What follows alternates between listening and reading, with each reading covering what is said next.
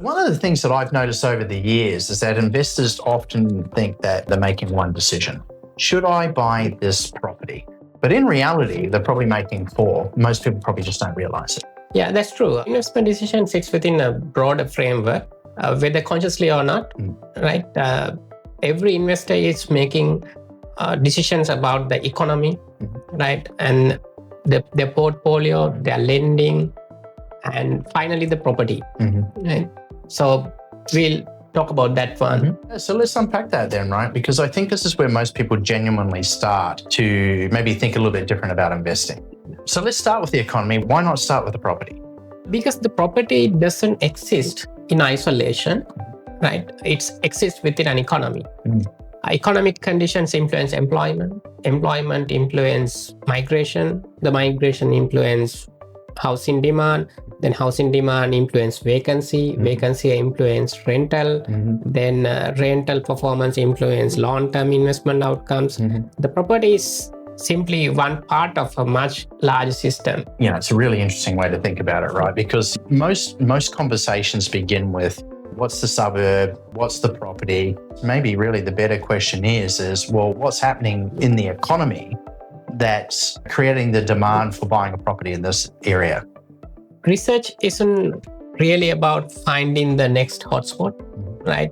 It's about understanding the structural forces that are shaping markets over the next decade, right? And the infrastructure investment, population growth, employment, housing supply, demographic changes.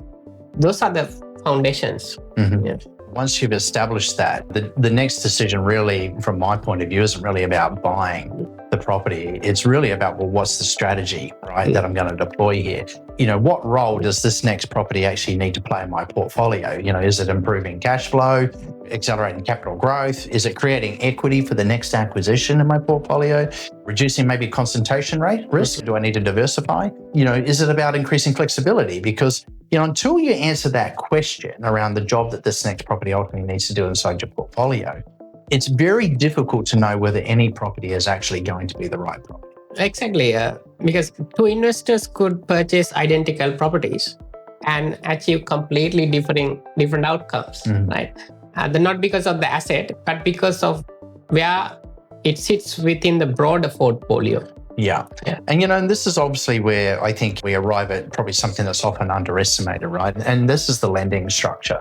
I think there's a tendency to believe that finance simply enables the purchase of a property, but in reality, finance shapes what becomes possible afterwards. It does. The lending structure influences the future borrowing capacity and also the cash flow, debt flexibility, refinancing opportunities, the ability to access equity, even the sequencing of future acquisitions, right? And which means a property purchase with the wrong structure, right, may limit opportunities for longer time. And I guess, only then, right? So, you're talking about the economy, about why I'm buying in this market. You're talking about debt structure and strategy and lending and setting up the cash flow. It's only really then that we arrive at the property itself. And I know that probably sounds a little bit backwards to some people because the industry naturally starts with the property, right? But I think the property is actually the final decision and not the first decision. Yeah, by the time you're assessing an individual property, the economic case has already been established, right?